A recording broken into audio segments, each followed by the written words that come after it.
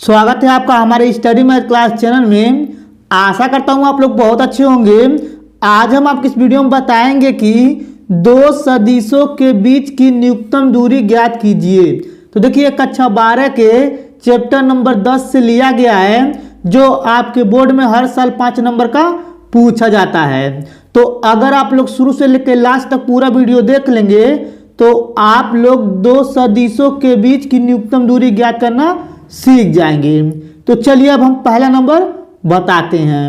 अब देखिए पहला नंबर प्रश्न यहाँ पे लिखा हुआ है, रेखाओं आर वेक्टर बराबर कोष्टक में I cap plus 2j cap plus 3k cap, फिर कोष्टक बंद, फिर लेमडा, फिर अगले कोष्टक में लिखा हुआ है I cap minus 3j cap plus 2k cap, तथा फिर यहाँ पे नीचे लिखा हुआ है आर वेक्टर बराबर 4i cap plus 5j cap plus 6k cap plus mu, फिर अगले क्वेश्चन में लिखा हुआ है 2i cap plus 3j cap plus k के बीच की न्यूनतम दूरी ज्ञात कीजिए। ठीक है, देखिए हम प्रश्न पढ़ लिए। अब चलिए हल करके आगे बताते हैं। अब देखिए यहाँ पे पहले क्या करेंगे, सबसे पहले लिखेंगे हल। ठीक, हल लिखने के बाद देखिए यहाँ पे जो ये दिया गया है आर वेक्टर, इसको उतार लेंगे। सिंपल तरीके से यहाँ पे लिखेंगे आर वेक्टर बराबर कोष्टक में लिखेंगे यहाँ पे आई कैप फिर प्लस 2j कैप फिर प्लस 3k कैप। ठीक, फिर कोष्टक बंद, फिर प्लस, फिर यहाँ पे लिखेंगे लेमडा, फिर अगले कोष्टक में लिखेंगे यहाँ पे आई कैप फिर माइनस 3j कैप, ठीक, फिर प्लस 2k कैप। ठीक, देखिए यहाँ पे इसको उतार लिए हैं। अब चलिए इसको उतारते हैं।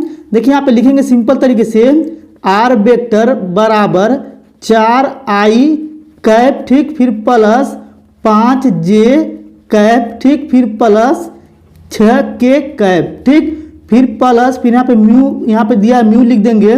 फिर देखिए यहाँ पे क्वेश्चन में लिखा हुआ है 2i कैप फिर प्लस 3j कैप फिर प्लस यहाँ पे हो जाएगा k कैप। देखिए यहाँ पे सिंपल तरीके से इन दोनों को उतार लिए हैं। ठीक, अब देखिए उतारने के बाद क्या करेंगे, यहाँ पे देखिए यहाँ पे जो दिया है आर वेक्टर बराबर, यहाँ पे आगे ये जो दिया है इसको सिंपल तरीके से लिखेंगे ए वेक्टर बराबर, ठीक, लिखेंगे ए वेक्टर बराबर आई कैप फिर प्लस 2j कैप फिर प्लस 3k कैप। ठीक, इसको उतार लिए हैं, ये a1 वेक्टर हो जाएगा। ठीक है, अब देखिए यहाँ पे इसके बगल में जो दिया लेमडा के बगल में इसको लिखेंगे b1 वेक्टर। ठीक है, b1 वेक्टर बराबर सिंपल तरीके से हो जाएगा आई कैप फिर माइनस 3j कैप फिर प्लस 2k कैप हो जाएगा। ठीक, देखिए इसको क्या किए, ऊपर वाले को a1 वेक्टर मान लिए हैं। अब देखिए यहाँ पे इसके बगल वाले को b1 वेक्टर मान लिए। ठीक, अब देखिए इसके नीचे वाले को लिखेंगे a2 वेक्टर। ठीक, a2 वेक्टर बराबर इसको लिखेंगे 4i कैप, ठीक, फिर प्लस 5j कैप फिर प्लस 6k कैप। ठीक, अब देखिए इसके बाद इसको क्या करेंगे b2 वेक्टर लिखेंगे यहाँ पे सिंपल तरीके से, और इसको लिखेंगे यहाँ पे 2i कैप फिर प्लस 3j कैप फिर प्लस k कैप हो जाएगा। ठीक, देखिए इसको इतना कर लीजिए, चाहिए थोड़ा सा ऊपर कर लेते हैं। अब देखिए थोड़ा सा ऊपर करने के बाद यहाँ पे बीच की न्यूनतम दूरी का यहाँ पे सूत्र रख दिए हैं। अब इसी पे क्या करना, हमें मान निकालना है। ठीक है, देखिए यहाँ पे सिंपल तरीके से पहले क्या करेंगे, यहाँ पे लिखा हुआ है a2 vector minus a1 vector, पहले इसका मान निकालेंगे। देखिए यहाँ पे सिंपल तरीके से लिखेंगे a2 वेक्टर, ठीक, a2 vector minus a1 vector. ठीक, फिर देखिए बराबर लगाएंगे।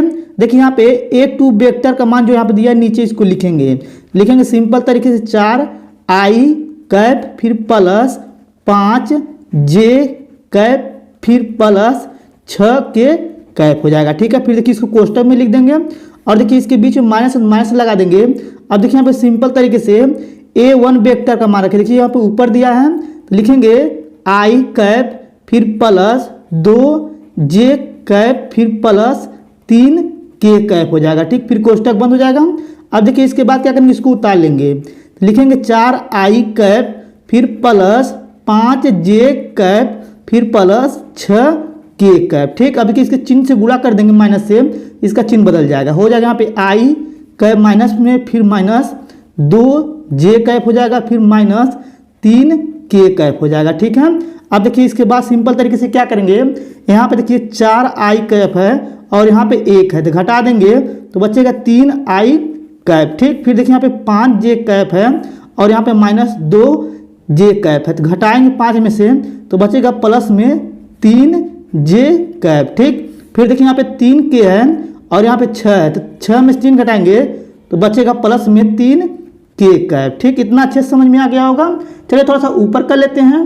अब देखिए थोड़ा सा ऊपर कर लिए हैं और यहाँ पे सिंपल तरीके से A2 vector minus A1 vector का ये मान निकला था, तो यहाँ पे इसको ऐसे रहने देंगे। ठीक है, अब देखिए यहाँ पे लिखा हुआ सिंपल तरीके से सूत्र में ऊपर लिखा था, यानी कि B1 वेक्टर गुणे B2 वेक्टर, इसका मान निकालना है।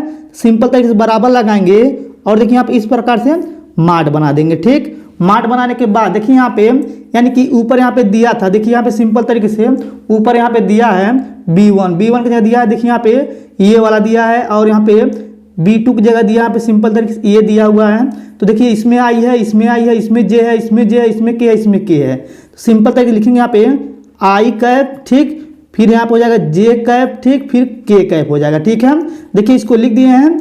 अब देखिए इसका जो गुणांक है इसको लिखेंगे इसके नीचे, देखिए आई के आगे 1 है तो 1 लिखेंगे और देखिए यहाँ पे -3 है तो -3 लिखेंगे और देखिए यहाँ पे के जगह 2 दिया है तो 2 लिखेंगे। ठीक, उसी प्रकार से यहाँ पे B2 वेक्टर की जगह जो दिया है उसका गुणांक आई जे के का तो लिखेंगे। देखिए यहाँ पे 2 दिया है 2 लिखेंगे और देखिए यहाँ पे 3 दिया है 3 लिखेंगे। देखिए यहाँ पे 1 है के जगह तो 1 लिख देंगे। ठीक है, अब चलिए थोड़ा सा और ऊपर कर लेते हैं। अब देखिए थोड़ा सा ऊपर कर लिए हैं। अब देखिए इसके बाद क्या करेंगे, सिंपल तरीके से पहला पंक्ति पहला स्तंभ लेकर इसको हल करेंगे। ठीक है, देखिए यहाँ पे सिंपल तरीके से पहले जो दिया है उसको इस प्रकार से बना दे रहे हैं। ठीक है, अब देखिए यहाँ पे आई है तो आई यहाँ पे लिख देंगे। ठीक, फिर देखिए कोष्टक लगाएंगे तो पहला पंक्ति पहला स्तंभ, तो इससे गुणा करेंगे 3 में 1 से तो -3 आ जाएगा और देखिए यहाँ पे 2 से करेंगे 3 में तो 2 तिहाई 6 हो जाएगा, बीच में माइनस लगा देंगे। फिर देखिए यहाँ पे प्लस फिर माइनस चलता है, माइनस यहाँ पे हो जाएगा जे। ठीक है, देखिए यहाँ पे यानी कि पहला पंक्ति दूसरा स्तंभ लिए तो 1 से गुणा करेंगे 1 में तो 1 आ जाएगा। ठीक, फिर देखिए यहाँ पे 2 से गुणा करेंगे 2 में तो -4 आ जाएगा। ठीक, अब देखिए यहाँ पे सिंपल तरीके प्लस माइनस प्लस, अब फिर लेंगे के कैप तो के कैप लिख देंगे।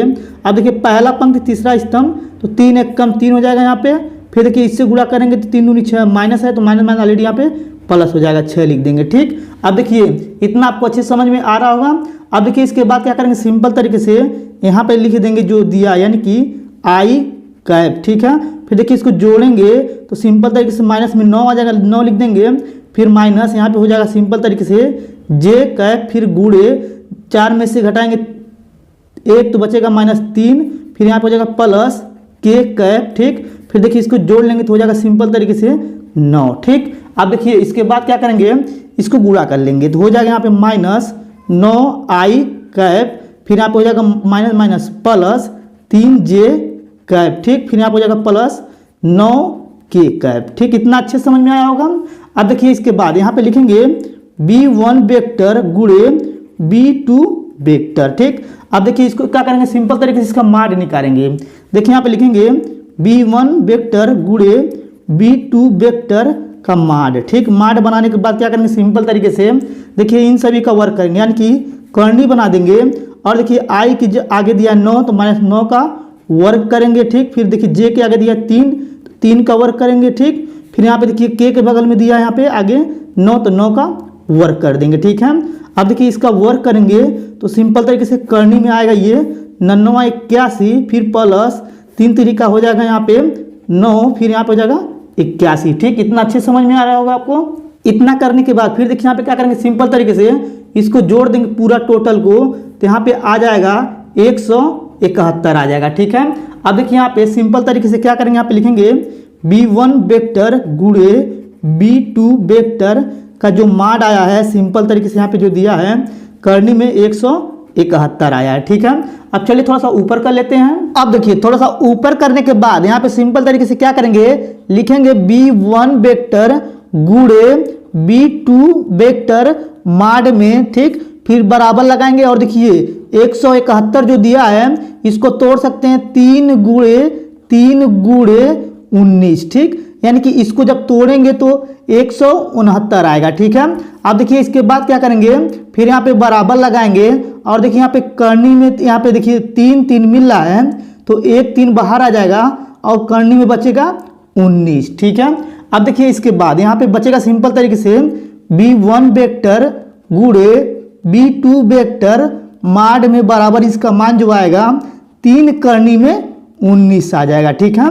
अब चलिए थोड़ा सा ऊपर करके फार्मूला रख के आगे हम बताते हैं। अब देखिए ऊपर करने के बाद यहाँ पे हम सूत्र को लिख दिए हैं। अब देखिए यहाँ पे a2 vector minus a1 vector का जो मान निकला है यहाँ पे रखेंगे, फिर यहाँ पे इनटू यहाँ पे लिख रहा हुआ है b1 वेक्टर गुणे b2 वेक्टर का मान जो निकला है उसको रख देंगे, और यहाँ पे माड में a1 वेक्टर गुणे b1 वेक्टर का जो मान निकला है यहाँ पे रख देंगे, ठीक है। देखिए यहाँ पे सिंपल तरीके लिखेंगे d बराबर, ठीक। d बराबर लिखने के बाद देखिए यहाँ पे a2 vector minus a1 vector का जो मान निकला है यहाँ पे लिख रहे हैं, ठीक है। निकला था सिंपल तरीके से 3i कैप, ठीक है। फिर यहाँ पे प्लस 3j कैप, फिर प्लस यहाँ पे 3k कैप निकला था, ठीक है। आपको इतना पता है, ठीक। फिर गुणा लगा देंगे, फिर देखिए इसका जो मान निकला है इसको भी सिंपल तरीके से रख देंगे। देखिए यहाँ पे निकला था यानी कि माइनस में i कैप, ठीक है।